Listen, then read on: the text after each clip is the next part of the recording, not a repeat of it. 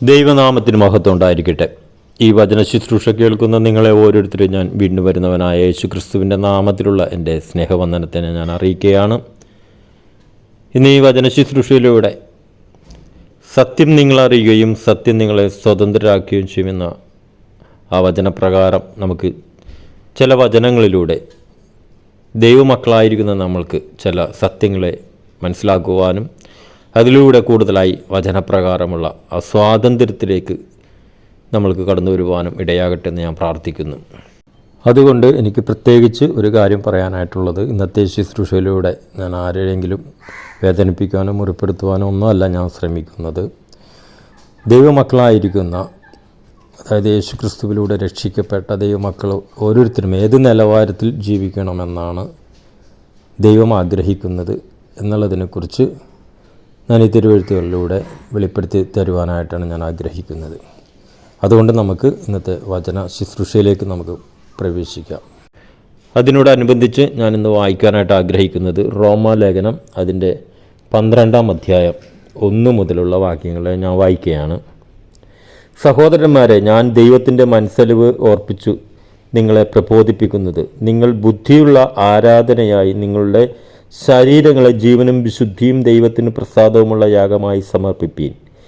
ഈ ലോകത്തോട് അനുരൂപരാകാതെ നന്മയും പ്രസാദവും പൂർണ്ണതയുമുള്ള ദൈവഹിതം ഇന്നതെന്ന് തിരിച്ചറിയേണ്ടതിന് മനസ്സ് പുതുക്കി രൂപാന്തരപ്പെടുവീൻ. ഹല്ലേലൂയ. സ്തോത്രം, സ്തോത്രം, സ്തോത്രം. ഇത് നമുക്കറിയാം, പൗലോസ് അപ്പോസ്തലൻ ആണ് ഈ ലേഖനം എഴുതിയിരിക്കുന്നത്. അപ്പോൾ അവിടെ ആദ്യമേ തന്നെ നമ്മൾ വായിക്കുന്ന സഹോദരന്മാരെ എന്ന് അഭിസംബോധന ചെയ്തിട്ട് അപ്പോസ്തലൻ പറയും, ഞാൻ ദൈവത്തിൻ്റെ മനസ്സലിവ് ഓർപ്പിച്ച് നിങ്ങളെ പ്രബോധിപ്പിക്കുന്നത്. ദൈവത്തിൻ്റെ മനസ്സലിവ് നമ്മളറിയുന്ന നമ്മൾ ഓരോരുത്തരും രക്ഷിക്കപ്പെടുവാൻ കാരണമായി തീരുന്നത് അത് ദൈവത്തിൻ്റെ മനസ്സലിവാണ്. ദൈവമാണ് നമുക്ക് ക്രിസ്തുവിനെ, യേശുവിനെ നമുക്ക് വെളിപ്പെടുത്തി തന്നത്. യേശുവിലൂടെയുള്ള പാപമോചനം അത് പ്രാപിപ്പാൻ നമ്മളെ സഹായിച്ചത് ദൈവമാണ്.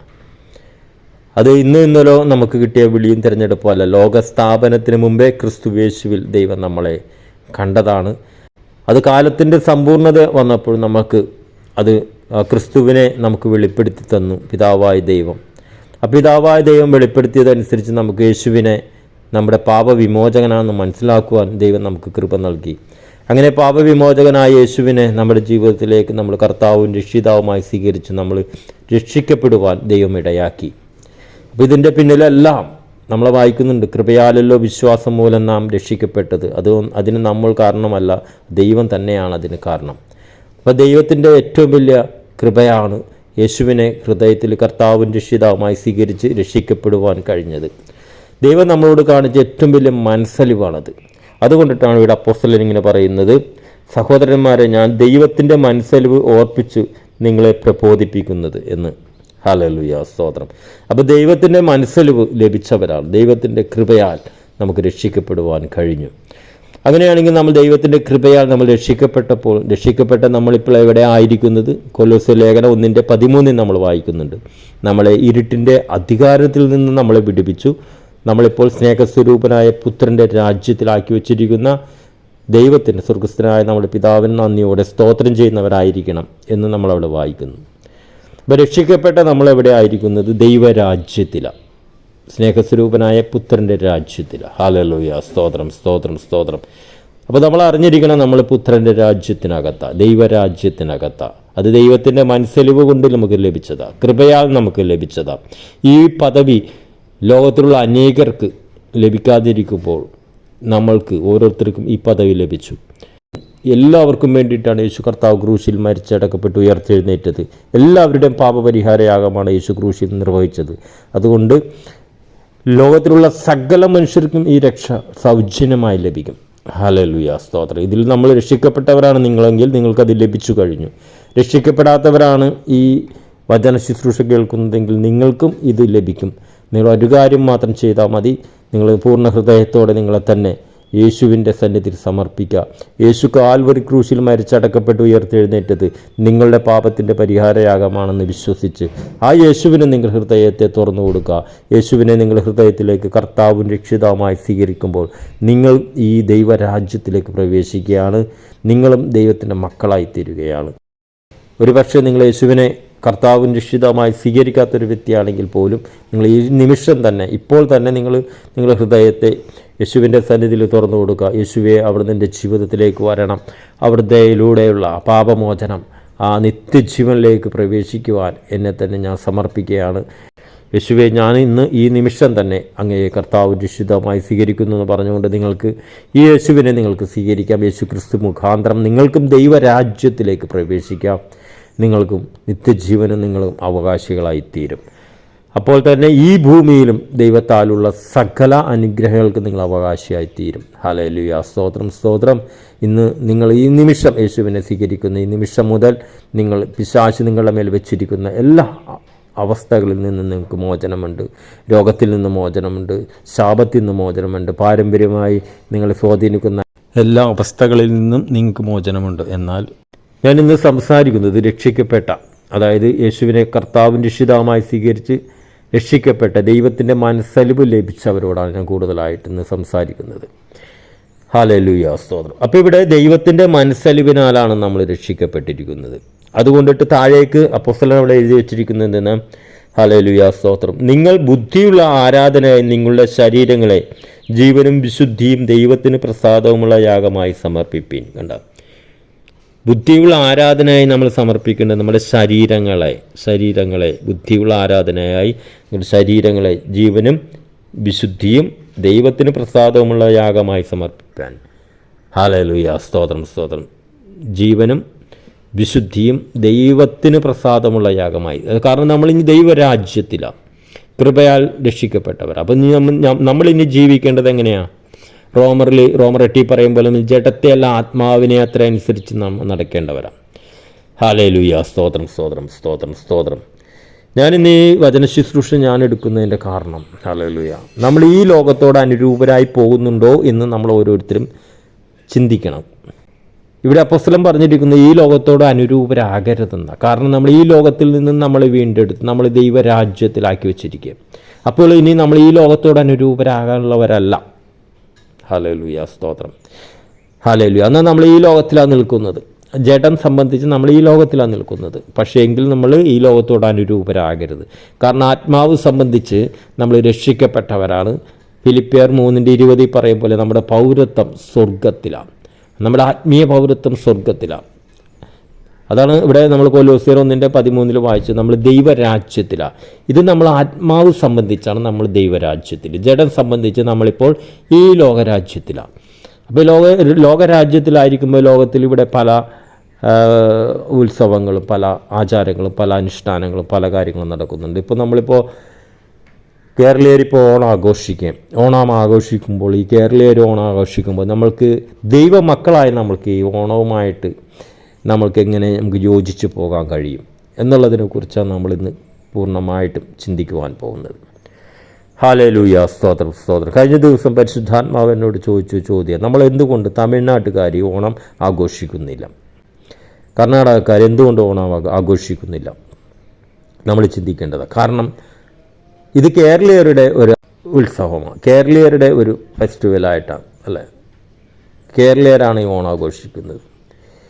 ഹല്ലേലൂയ, സ്തോത്രം, സ്തോത്രം, സ്തോത്രം. അതിൻ്റെ കാരണങ്ങളും കാര്യമൊക്കെ നമുക്കറിയാം, എന്താണ് ഓണം എന്നുള്ളതിനെ കുറിച്ചൊക്കെ. ഹല്ലേലൂയ, സ്തോത്രം. പക്ഷേ തമിഴ്നാട്ടുകാർ ഇത് ആഘോഷിക്കുന്നില്ല. കാരണം അവർ മറ്റൊരു സ്റ്റേറ്റായിരുന്നിട്ട് പോലും അവർ ഈ കേരളീയർ ആഘോഷിക്കുന്ന ഈ ആഘോഷം അവിടെ ആഘോഷിക്കുന്നില്ല. നമ്മളോ സ്റ്റേറ്റല്ല, നമ്മളൊരു രാജ്യമാണ്, ദൈവരാജ്യത്തിലാണ് നമ്മൾ രക്ഷിക്കപ്പെട്ട നമ്മളെ ആത്മാവ് സംബന്ധിച്ച് നമ്മൾ ദൈവരാജ്യത്തിലാണ്, ജഡം സംബന്ധിച്ച് നമ്മൾ ഈ ലോകത്തിലാണ്. ശരി തന്നെയാണ്, കേരളീയരാണ്. അതാണ് ഇവിടെ പൗലോസപ്പോസ്തലൻ പറഞ്ഞത്, നിങ്ങൾ ഈ ലോകത്തോട് അനുരൂപരാകരുത്. കാരണം ദൈവത്തിൻ്റെ മനസ്സലിവാണ് നമുക്ക് ഈ രക്ഷയിലേക്ക് കടന്നു വരാൻ കാരണമായി തീർന്നത്. ദൈവം നമ്മളൊരു മനസ്സലിവ് കാണിച്ചു, പുത്രനിലൂടെ നമുക്ക് നീതീകരണം തന്നു, നമ്മൾ ദൈവരാജ്യത്തിനകത്ത് ആക്കി വെച്ചിരിക്കുക. അപ്പോൾ ഇനി നമ്മൾ ഈ ലോകത്തോട് അനുരൂപരാകരുത്. അതാണ് പൗലോസപ്പോസ്തലൻ പറഞ്ഞത്. അങ്ങനെയാണെങ്കിൽ രക്ഷിക്കപ്പെട്ട ദൈവമക്കളായ നമ്മൾ, ദൈവരാജ്യത്തിലായിരിക്കുന്ന നമ്മൾ ഇനി ഇവിടെ ഓണം ആഘോഷിക്കുന്നത് ശരിയാണോ തെറ്റാണോ? അത് നിങ്ങൾ ഓരോരുത്തരും നിങ്ങൾ തന്നെ ചിന്തിക്കാം. ഹല്ലേലൂയ, സ്തോത്രം. അവരവൻ ചിന്തിക്കേണ്ട കാര്യമാണ്. ഞാൻ ഇനി ഈ ലോകത്തോട് അനുരൂപരാകരുതെന്ന് പൗലോസ് അപ്പോസ്തലൻ പറയുമ്പോൾ, കാരണം നമ്മൾ ദൈവരാജ്യത്തിൽ നിൽക്കുന്നവരാണ്. അപ്പോൾ കേരളത്തിൻ്റെ ഒരു ഉത്സവമായിട്ട് കേരളീയർ, ജഡത്തിൽ നിൽക്കുന്ന കേരളത്തിലുള്ളവർ ആഘോഷിക്കുന്ന ഈ ആഘോഷത്തോട് നമ്മൾ അനുരൂപരാകാമോ ഇല്ലയോ എന്നുള്ളത് നമ്മൾ ചിന്തിക്കുക. ഓരോരുത്തരും രക്ഷിക്കപ്പെട്ടവരാണ് നിങ്ങളെങ്കിൽ, യഥാർത്ഥമായി നിങ്ങൾ രക്ഷിക്കപ്പെട്ടവരാണെങ്കിൽ, ദൈവരാജ്യത്തിൽ നിൽക്കുന്നവരാണെങ്കിൽ ഒരിക്കലും നിങ്ങൾ അതിനോട് അനുരൂപരാകത്തില്ല. കാരണം നിങ്ങൾ ആത്മാവിനെ അനുസരിച്ച് നടക്കുവാൻ, നിങ്ങൾ ആത്മാവിൻ്റെ ആ പൗരത്വം സ്വർഗത്തിലാണെങ്കിൽ ആ പൗരത്വത്തിനൊത്തവണ്ണം നിൽക്കുവാൻ ഉള്ള ആഗ്രഹം നിങ്ങളുടെ ഉള്ളിലുണ്ടാകും. പരിശുദ്ധാത്മാവിനാൽ നിങ്ങൾ നയിക്കപ്പെടുന്നുവെങ്കിൽ ഒരിക്കലും നിങ്ങൾ ഈ ലോകത്തോട് അനുരൂപരാകില്ല. ഹല്ലേലൂയ, സ്തോത്രം സ്തോത്രം സ്തോത്രം സ്തോത്രം. അപ്പോൾ ഇവിടെ നമ്മൾ ചിന്തിക്കണം, ദൈവമക്കളായി നമ്മൾ ചിന്തിക്കണം, നമ്മുടെ പൗരത്വം സ്വർഗത്തിലാണ്. ഇന്ത്യക്കകത്ത് തന്നെയുള്ള കേരളത്തിൽ നടക്കുന്ന ഈ ഒരു ഉത്സവത്തെ ഇന്ത്യക്കകത്ത് തന്നെയുള്ള തമിഴ്നാട് അല്ലെങ്കിൽ കർണാടക ആ സ്റ്റേറ്റിലുള്ളവർ ഇത് ആചരിക്കുന്നില്ല. കാരണം അവരുടെ ഉത്സവമല്ലത്. അവർ ആയിരിക്കുന്ന ഇതൊരു രാജ്യം ഒന്ന് തന്നെയാണ്. കേരളീയരും തമിഴ്നാട്ടുകാരും കർണാടകരും എല്ലാവരും ഇന്ത്യ എന്ന മഹാരാജ്യത്തിനുള്ളിൽ തന്നെയുള്ളവരാണ്. പക്ഷേ കേരളത്തിൻ്റേതായ ഒരു ഉത്സവമാണ് ഈ ഓണം. അത് തൊട്ടടുത്ത സംസ്ഥാനമായ തമിഴ്നാട് അത് ആചരിക്കുന്നില്ല.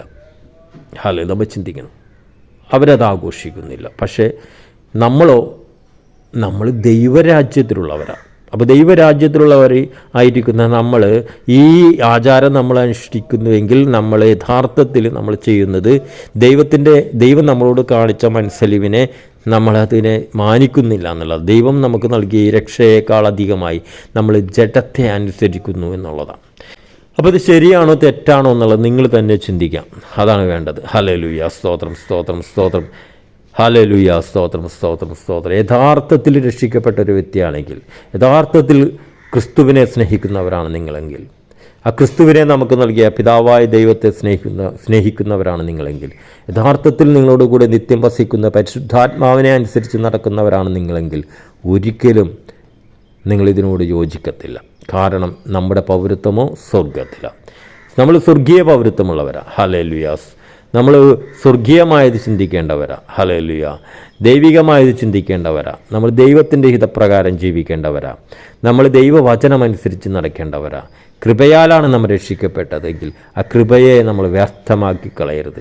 പാപം പെരുകിയെടുത്ത് കൃപ അതിനേക്കാൾ അധികം പെരുകി എന്ന് വെച്ച് നിങ്ങൾ വീണ്ടും വീണ്ടും പാപം ചെയ്യാമോ? ഒരു നാളും അരുത് എന്നാണ് നമ്മൾ വായിക്കുന്നത്. ഹല്ലേലൂയ, സ്തോത്രം. അപ്പോൾ ഇന്നത്തെ ഈ വചന ശുശ്രൂഷയിലൂടെ നമ്മൾ ചിന്തിക്കണം, ഞാൻ ആത്മാവിനെ അനുസരിച്ചാണ് നടക്കുന്നത്, ഞാൻ സ്വർഗീയ പൗരത്വത്തെ മുറുകെ പിടിച്ചാണ് ഞാൻ ജീവിക്കുന്നത്, അതല്ല ഞാൻ ജഡത്തിൻ്റെ മോഹങ്ങൾ, ജഡത്തിൻ്റെ ഇച്ഛകൾക്ക്, ജഡിക താല്പര്യങ്ങൾക്കും ഒത്തവണ്ണമാണ് ജീവിക്കുന്നത്. അതുകൊണ്ടിട്ടാണ് ഇവിടെ പറഞ്ഞിരിക്കുന്നത്, നിങ്ങളുടെ ശരീരങ്ങളെ ജീവനും വിശുദ്ധിയും ദൈവത്തിന് പ്രസാദവുമുള്ള ഒരു യാഗമായി സമർപ്പിപ്പീൻ. ഹല്ലേലൂയ, സ്തോത്രം സ്തോത്രം സ്തോത്രം. ഈ ദൈവത്തിന് പ്രസാദമുള്ളൊരു യാഗമായി നമ്മുടെ ശരീരങ്ങളെ സമർപ്പിക്കണം. അപ്പോഴാണ് നമ്മൾ ദൈവരാജ്യത്തിൻ്റെ പൗരത്വത്തിൽ നിൽക്കുന്നവരായിത്തീരുന്നത്. അപ്പോഴാണ് നമ്മൾ ദൈവത്താലുള്ള സകല അനുഗ്രഹങ്ങൾക്ക് നമ്മൾ യോഗ്യരാകുന്നത്. പലപ്പോഴും നമ്മുടെ പല പ്രാർത്ഥനകൾക്കും നമുക്ക് വിടുതൽ കിട്ടാത്തത് നമ്മൾ ദൈവരാജ്യത്തിനൊത്തവണ്ണം നമ്മൾ ജീവിക്കുന്നില്ല. അതുകൊണ്ടിട്ടാണ് നമ്മൾ ദൈവരാജ്യത്തിലാണെങ്കിൽ ദൈവത്താലുള്ള സകല അനുഗ്രഹങ്ങളും നമ്മുടെ ജീവിതത്തിൽ വന്നുകൊണ്ടിരിക്കും. അതാണ് യേശു പറഞ്ഞത്, മത്തായിയുടെ സുവിശേഷം 3:33 പറഞ്ഞത്, മുന്നേ അവൻ്റെ രാജ്യവും അവൻ്റെ നീതിയും അന്വേഷിപ്പീൻ, അതോടുകൂടി ഇവയൊക്കെയും നിങ്ങൾക്ക് കിട്ടും. എന്തൊക്കെ കിട്ടും? ഈ ഭൂമിയിൽ ആവശ്യമായിട്ടുള്ള സകലതും ദൈവത്താൽ ചേർപ്പിക്കപ്പെട്ടുകൊണ്ടിരിക്കും. പക്ഷെ നമ്മൾ ചെയ്യേണ്ടത് മുന്നേ അവൻ്റെ രാജ്യവും അവൻ്റെ നീതി അന്വേഷിക്കണം. പലപ്പോഴും നമ്മൾ സഭയ്ക്കകത്ത് കൂട്ടായ്മ കൂടുമ്പോൾ നമ്മൾ ദൈവരാജ്യത്തിൻ്റെ വ്യവസ്ഥ അതിൽ നിന്ന് പുറത്തു വരുമ്പോൾ നമ്മൾ ഈ ലോകത്തോട് അനുരൂപരായിട്ട് ജീവിക്കുന്നത്. ഹല്ലേലൂയ, സ്തോത്രം. നമ്മുടെ നടപ്പിലും നമ്മുടെ പ്രവൃത്തികളിലും നമ്മുടെ വസ്ത്രധാരണത്തിലും എല്ലാം ഈ ലോകത്തോട് അനുരൂപരായ നമ്മൾ ജീവിക്കുന്നത്. അതുകൊണ്ടിട്ടാണ് നമ്മുടെ പല ആവശ്യങ്ങളും തക്ക സമയത്ത് നടക്കാത്തത്, പല പ്രാർത്ഥനകൾക്കും മറുപടി വരാത്തത്. ഇന്ന് ഈ കേൾക്കുന്ന വചനങ്ങളെ നിങ്ങളെ തന്നെ ഒന്ന് ശോധന ചെയ്യുക, മാനസാന്തരപ്പെടുക, ഏറ്റുപറഞ്ഞ് ക്രിസ്തുവിൻ്റെ മുൻപാകെ ഒരിക്കൽ കൂടി ഏറ്റുപറഞ്ഞ് ആ ദൈവത്തിൻ്റെ മനസ്സലിവ് നമുക്ക് ലഭിച്ചതാണ്. ദൈവത്തിൻ്റെ കൃപയാൽ കിട്ടിയ ഈ രക്ഷയെ, ഈ ദൈവരാജ്യത്തിലേക്കുള്ള പ്രവേശനത്തെ നഷ്ടപ്പെടുത്തിയിട്ടുണ്ടെങ്കിൽ, ഇന്നും നമുക്ക് വേണ്ടി മധ്യസ്ഥത വഹിക്കുന്ന, പിതാവിൻ്റെ സന്നിധി നമുക്ക് വേണ്ടി മധ്യസ്ഥത വഹിക്കുന്ന ക്രിസ്തുവിൻ്റെ മുൻപാകെ ഏറ്റുപറഞ്ഞ് ക്ഷമ ചോദിച്ച് മടങ്ങി വരാൻ, അത് ധൂർത്തപുത്രൻ മടങ്ങി വന്നതുപോലെ മടങ്ങി വരുവാനുള്ളൊരു സമയമാണിത്. ഏറ്റുപറയുക, ഈ ലോകത്തോട് അനുരൂപരാകരുത്. നന്മയും പ്രസാദവും പൂർണ്ണതയുമുള്ള ദൈവഹിതം എന്തെന്ന് തിരിച്ചറിയേണ്ടതിന് നിങ്ങളുടെ മനസ്സ് പുതുക്കി രൂപാന്തരപ്പെടുക. മനസ്സ് പുതുക്കി രൂപാന്തരപ്പെടുവാൻ സമർപ്പിക്കാം. ഹല്ലേലൂയ. അതിനായിട്ട് ഏൽപ്പിക്കാം. നിങ്ങൾ ഓരോരുത്തരും അതിനായിട്ട് ഏൽപ്പിച്ച് പ്രാർത്ഥിച്ച് വിടുതൽ പ്രാപിക്കുക. ദൈവത്തോട് നിരപ്പ് പ്രാപിക്കുക. ഈ വചനങ്ങളാൽ നിങ്ങളെ സ്വതന്ത്രമാക്കപ്പെടട്ടെ. ദൈവം നിങ്ങളെല്ലാവരെയും സമൃദ്ധിയായിട്ട് അനുഗ്രഹിക്കട്ടെ. God bless you.